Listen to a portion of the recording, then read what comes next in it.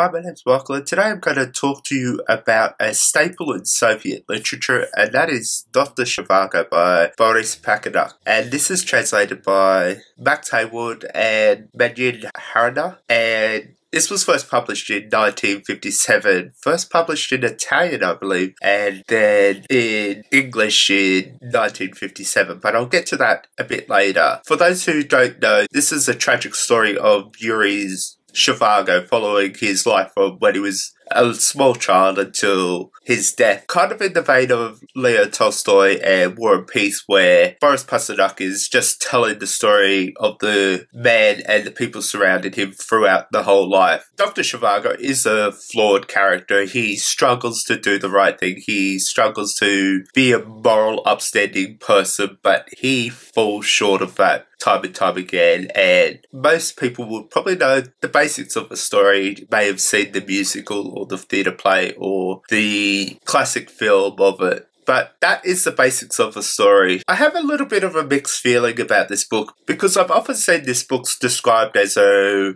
tragic romance, and there lies the biggest problem I have with people describing this book, because I don't believe it's romantic. It's romantic in the same way Wuthering Heights is romantic, and that's romance with a capital R. And Russian Romanticism is a huge literary style and genre, and this falls into that genre. It basically follows the romantics of the Lake District and, in particular, Lord Byron. And it's a real focus on the metaphysical discontent of oneself and the society they live in. And that's the type of romance this book is. It's Russian Romanticism, and it explores his life. It explores his discontent for himself and the way he tries but fails far so often to live the life that he wants to live. And it explores his issues with the society, and that is why this book was banned in the Soviet Union. Let's begin by looking at the relationships. Yuri Pasternak falls in love with this girl named Lada, who doesn't really have any feelings towards him, but he continues to be passionate about this woman. Yet he marries someone else. He marries Tonya, and while he cares for her deeply, he doesn't have any love for her. He tries to look after her and the kid, but there's no intimacy, there's no real passion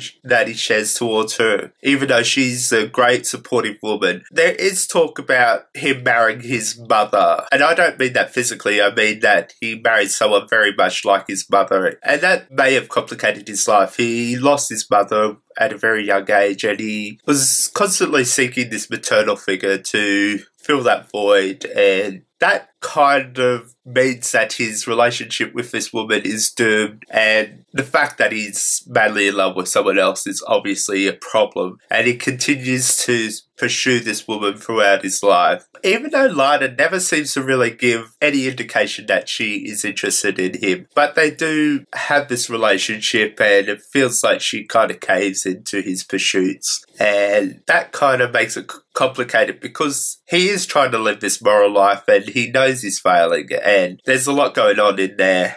But then there's that whole disdain for the world around him. This is a story that starts in the first Russian Revolution of 1905 and spans throughout his life to the Russian Civil War. So we have the rise of the Bolsheviks, you have the rise of the Soviet Union, and we have a huge political change, a huge power vacuum. This is the time where a lot of countries broke off from the Russian Empire, but a lot of them still joined the Soviet Union. And I'm not quite sure why they would have joined the Soviet Union once they broke free from the Russian Empire, but that's a different story, and that's something I need to look into a bit more. But you have Dr. Zhivago, who's this working class doctor. He starts off excited, like most other people, about this whole change, about the Soviet utopia they keep talking about, the rise of the middle class. This is where class struggle is abolished. This is where people are equal. This is where there is so much joy and hopefulness towards communism, but slowly that begins to decay, and slowly the problems with communism seem to immerse, and Boris Pasternak's issues with communism come through, and obviously this is never going to be published in the Soviet Union, especially under Stalin, because of the criticism. It's counter-revolutionary in the way that it is talking about the Soviet era.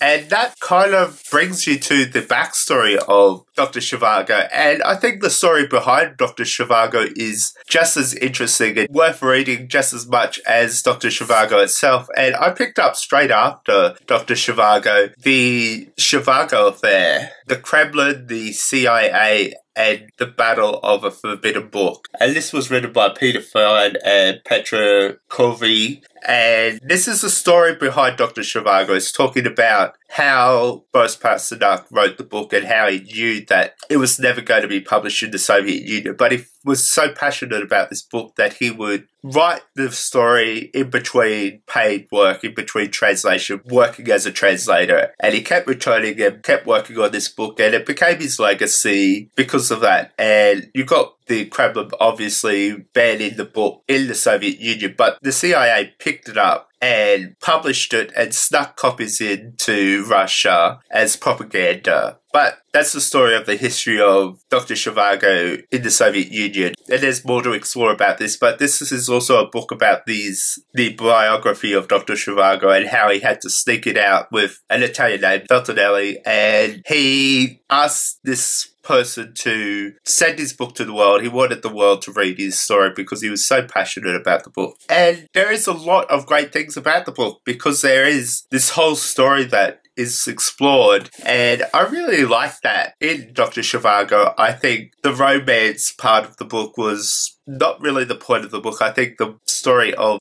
the struggle living in the Soviet Union is what makes this book interesting. There are a lot of conveniences and it's very simply written, but I know that Boris Pasternak wanted to keep the writing simple. He chose that sort of style, but I was a little annoyed in parts just because everything seemed to fall into place conveniently. For the most part, I absolutely adored this novel, and it's a novel I'm going to read over and over again. But I love this backstory. I love what's going on. I know that they were considering getting Vladimir Nabokov to do the translation, but Pasternak said that Nabokov was jealous of his standing in the Soviet Union, so he would never agree to it. And there's a conflict between Vladimir Nabokov and Boris Pasternak that I didn't know about, and I'd love to know more about it because there is negativity coming from both authors and I'm not quite sure what's going on. I do know that when Dr. Zhivago was published in America, it did knock off Lolita as the #1 bestseller. So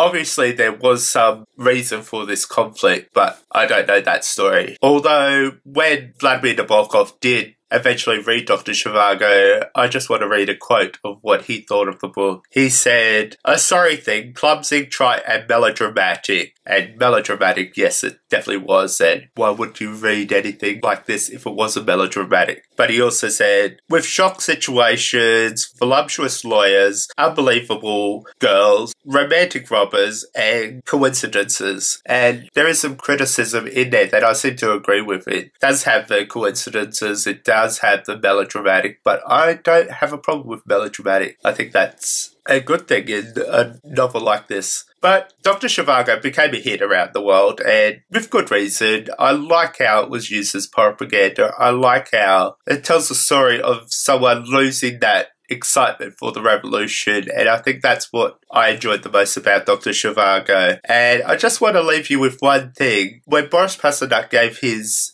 manuscript for Dr. Zhivago to Feltonelli, he said, "You are hereby invited to my execution." Thank you for watching.